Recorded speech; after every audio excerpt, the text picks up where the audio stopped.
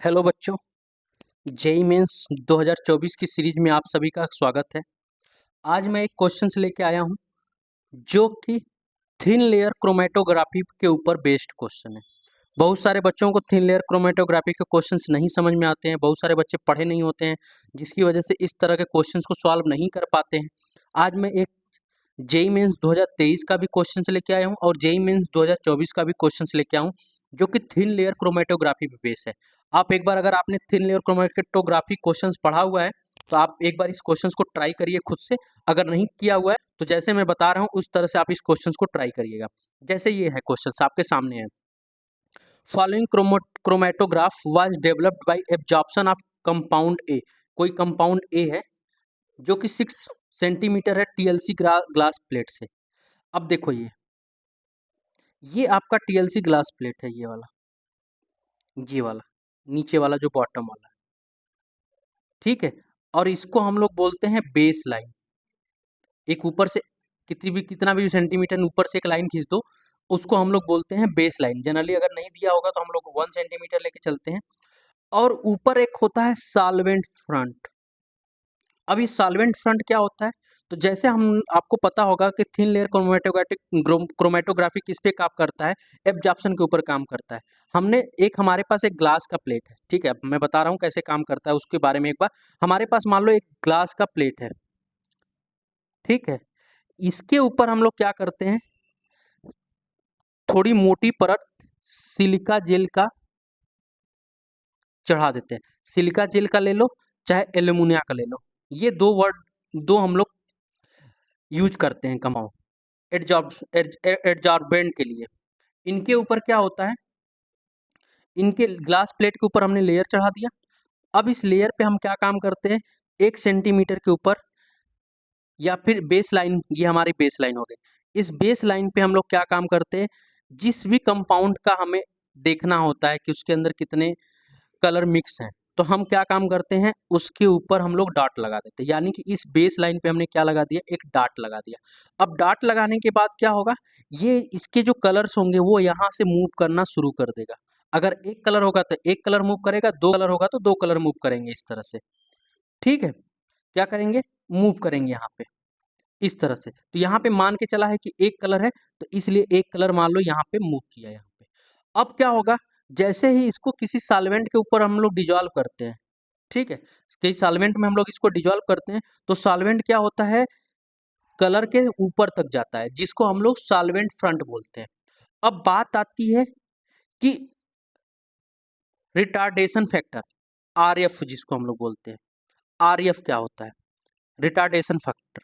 तो आरएफ जो होता है वो बेस लाइन से, कहां से, बेस लाइन से कितना दूर तक, मान लेते हैं ये एक्स दूर तक, जितना दूर तक गया होता है कंपाउंड वो अपान में वाई। और वाई क्या है, बेस लाइन से, ध्यान से सुनना, कहां से, बेस लाइन से सॉल्वेंट कितना दूर गया होता है उसको हम लोग बोलते हैं वाई। अब आरएफ फैक्टर खत्म हो गया, आरएफ फैक्टर निकालना, यक्स अपान में वाई कर लो। अब यक्स कैलकुलेट कर लो, वाई कैलकुलेट कर लो, आपका आंसर आ जाएगा। अब इस क्वेश्चन को ध्यान से देख लो, आप क्या दिया हुआ है। अब यक्स खोजो और वाई खोज लो, और यक्स वाई आपको मिल गया तो आपका क्वेश्चन बन गया। तो एक्स कहाँ से यहाँ 0.5 है, ठीक है, यहाँ से यहाँ 0.5 है, ये वाली 0.5 है। टोटल लेंथ आपको यहाँ तक 3.5 दिया हुआ है, ठीक है। और टीएलसी प्लेट की जो ग्लास है वो 6 सेंटीमीटर की है, ये है 6 सेंटीमीटर की पूरी। तो यहाँ से बेस लाइन से देखो आप ध्यान से, यहाँ से बॉटम से 3.5 गया और ये पॉइंट, तो x की वैल्यू कितनी हो जाएगी, 3 हो जाएगी, x की वैल्यू 3 हो जाएगी। क्योंकि यहाँ से यहाँ आप ध्यान से देखो, यहाँ से यहाँ 0.5 है और यहाँ से यहाँ तक 3.5 है, और ये हमारी वैल्यू x है, यानी कि x प्लस 0.5 इक्वल टू 3.5। तो x की वैल्यू कितनी आ जाएगी, 3 आ जाएगी।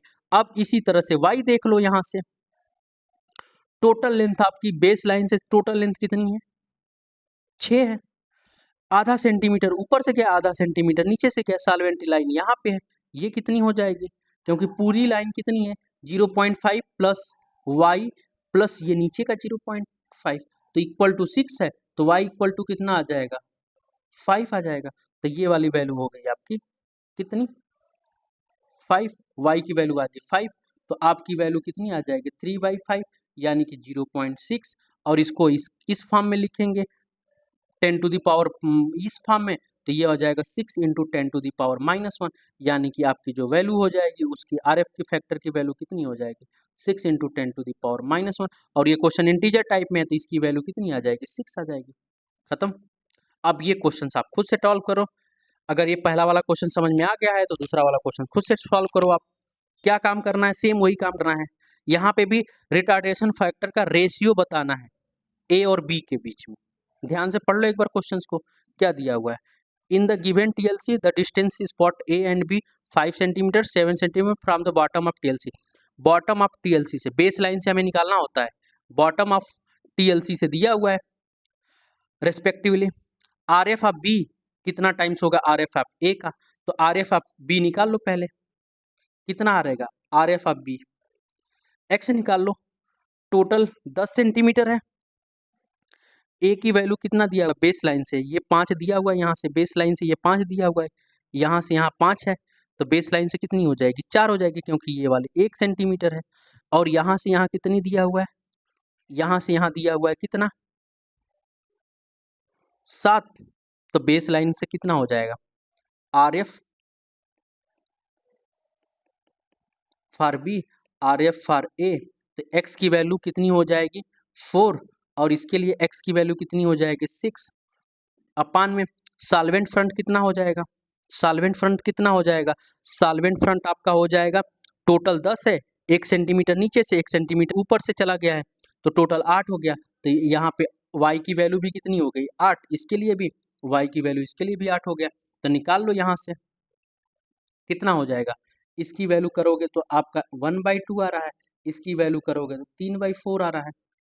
ठीक है, तो b कितना टाइम से बड़ा होगा, निकाल लो 3/4 डिवाइडेड बाई 1/2, इसको सॉल्व कर लो, तो ये 3 इंटू 2 अपान में 4, ये आ जाएगा 2, यानी कि 1.5 आ जाएगा।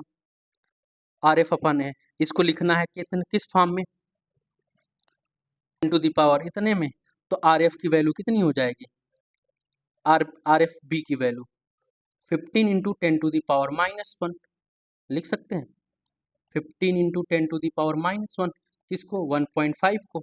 बस ये कहानी खत्म हो गई, इसी का आंसर इंटीजर में कितना आ जाएगा 1.5 आ जाएगा। बस ये क्वेश्चन किस में पूछा हुआ था, जेईई मेंस 2024 के अप्रैल शिफ्ट में पूछा हुआ था।